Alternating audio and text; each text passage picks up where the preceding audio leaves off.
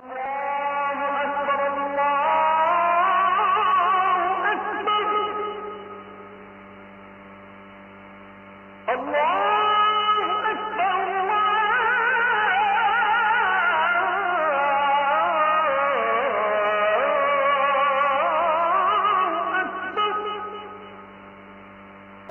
যেতে হবে। দালান ঘর, বাড়ি ঘর, টাকা পয়সার জন্য পাগল হয়ে থাকি আমরা, কিন্তু এটা আমার আসল ঘর নয়। যেই গোসলখানাটারে আমি এত সুন্দর করে টাইলস করে ইটালিয়ান ফিটিংস দিয়ে বানালাম, আমার জীবনের শেষ গোসলটা কি ওই গোসলখানায় হবে? কথা বলেন।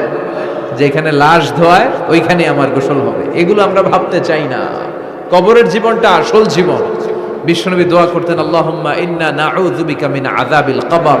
আল্লাহ, আমি আপনার কাছে কবরের আযাব থেকে পানাহ চাই, কবরের আযাব থেকে বাঁচতে চাই।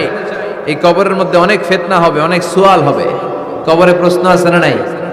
কথা বলেন। প্রথম প্রশ্ন জিজ্ঞেস করা হবে, মার রব্বুক, তোমার রব কে? বলেন, আমাদের রব কে? ওমা দীনুক, তোমার ধর্ম কি? বিশ্বনবীর চেহারা দেখিয়ে বলা হবে, তারিফু মান হাযার রাজুল, এই লোকটারে চিনো? আমরা কি বলবো? আমরা চিনি, উনি আমাদের প্রিয় রাসূল মুহাম্মদুর রাসূলুল্লাহ সাল্লাল্লাহু আলাইহি ওয়াসাল্লাম। এরপরে জিজ্ঞেস করা হবে, এগুলো কোত্থেকে শিখলা? আমরা বলবো কোরআন থেকে। ফায়ুফসাহু লাহু কবরুহু ৭০ যিরাআন। এই সুন্দর সুন্দর উত্তর করতে পারলে আপনার কবরটারে ৭০ হাত লম্বা করে দেয়া হবে। ইফতাহু লাহু বাবুন ইলাল জান্নাহ, জান্নাতের দিকে একটা দরজা লাগিয়ে দেয়া হবে। ইউলবাসু মিন লিবাসি আহলিল জান্নাহ, জান্নাতীদের পোশাক পরিয়ে দেয়া হবে। জান্নাতের পোশাক কেমন হবে জানেন? রেশমের পোশাক। ওয়া লিবাসুহুম ফিহা হারির।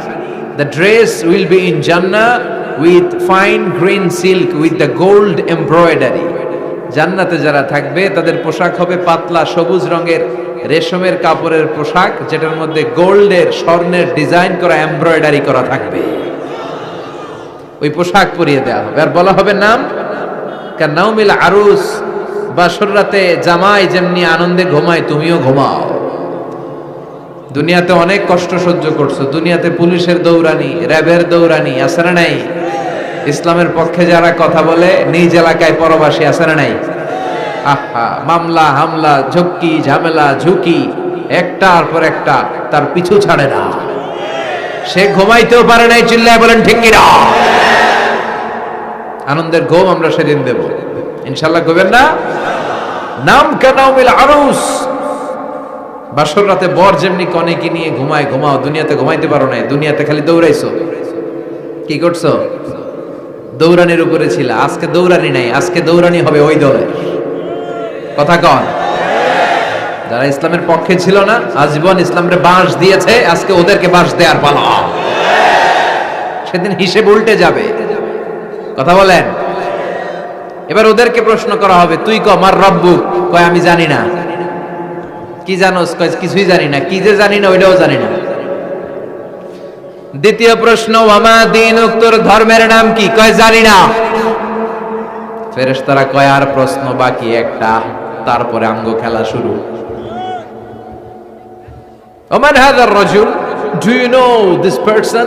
দেখো তো এই লোকটারে চিনা চিনা লাগে কিনা। কয় না, চিনি না, আমি কিচ্ছু জানি না, আমি কিচ্ছু মনে করতে পারছি না। খালি আমি মদ খাইতাম আর চিয়ার্স করতাম, এটা মনে আছে। আমি ইসলামের বিরুদ্ধে দৌড়াতাম, ইসলামের পক্ষের শক্তির উপর হামলা চালাতাম, এগুলো মনে আছে। কোরআনের বিরুদ্ধে ছিলাম, ইসলামের বিরুদ্ধে ছিলাম, বিশ্বনবীর বিরুদ্ধে ছিলাম। বিশ্বনবীর বিরুদ্ধে আমি বিষোদাগার করতাম, ইসলামের বিরুদ্ধে আমি জনপ্রচারণা চালাতাম। আজীবন আমার জীবনটারে আমি কাটিয়েছি ইসলামের বিপক্ষে। সুদ, ঘুষ, দুর্নীতি, যৌতুক, মদ ছিল আমার নিত্য সঙ্গী। আমি কিচ্ছু মনে করতে পারছি না, আমার ধর্ম নাই, আমার কিছুই মনে নাই। ফেরেশতারা বলবে ঠিক আছে, এবার আমগো খেলা শুরু।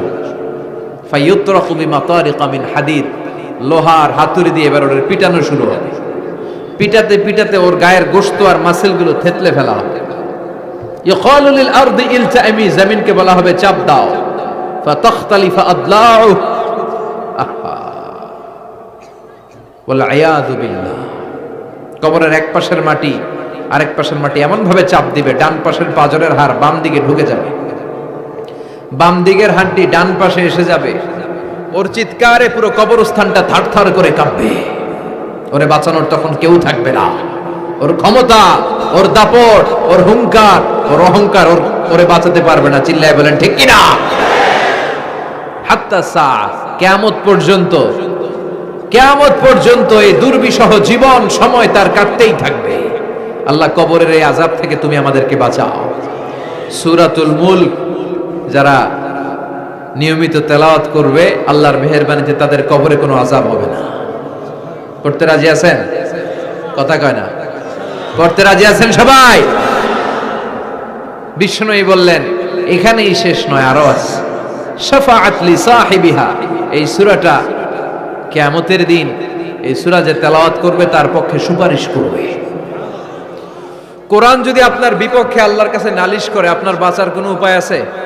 আপনার পীর সাহেব আপনারে বাঁচাইতে পারবে?